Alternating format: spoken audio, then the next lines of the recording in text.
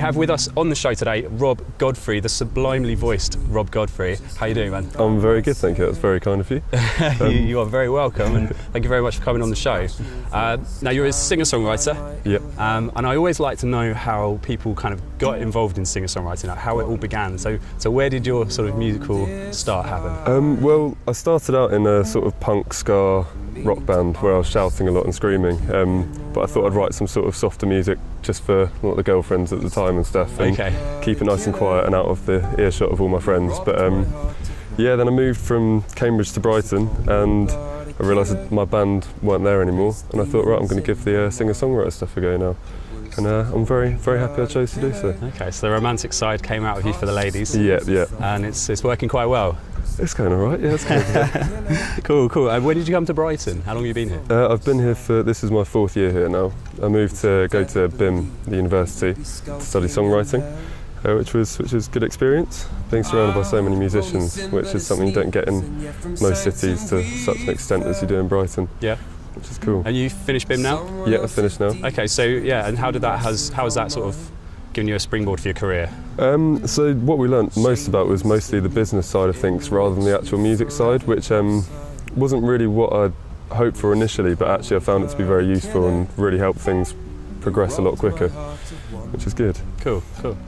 So you're setting up your own gigs, you're managing yourself, or how's... No, I've got a manager, and then she does all of the hard work, and I just turn up and play when I can roll out of bed. And that's how it's going now. Very nice. Sounds like a nice life. Yeah. Nice and comfy. All right. So your style is quite. We were talking about this earlier. A bit of a sort of 50s, 60s, very delicate, a kind of avant-garde kind of vibe to it. Is that fair to say? Yeah. So I mean, there's a bit of variety in there, but I'm trying to go for more the Latin jazz stuff at the moment. But I also do a lot of the folky side of things as well, and a couple of cheesy pop hits as well. Right. So, okay. Yeah. So where does that influence come from? Are there any sort of singer-songwriters that you've sort of tried to follow, or where did these 50s, 60s kind of input come from as well? Well, my favourite singer-songwriter is John Martin, and he sort of blends that sort of jazzy, folky side of things together.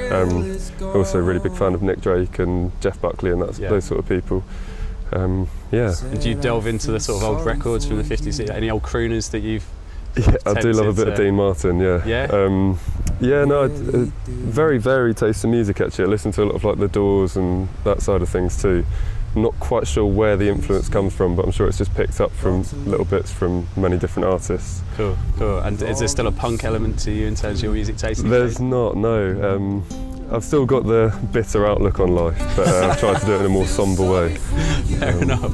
I think that comes across in your lyrics actually. There's some dark sort of imagery going on in some of your songs. They're dark love songs is how I like to describe them. Yeah. Okay. So the So Alive EP came out earlier this year, and how's that all gone for you? Is it kind of, again, is it sort of projected you into a sort of different realm of gigging and things like that? Yeah, it's really helped, especially with like getting festivals this summer and stuff like that, which has been really good. It's also nice just to have something physical to just show that you're an artist rather than just word of mouth and people seeing you on chance at a gig. Yeah, sure. It's been a great experience. Fantastic. And what is next for you? So I'm recording one of the songs from the first EP called Baby Not Now, which is a sort of Latin pop number.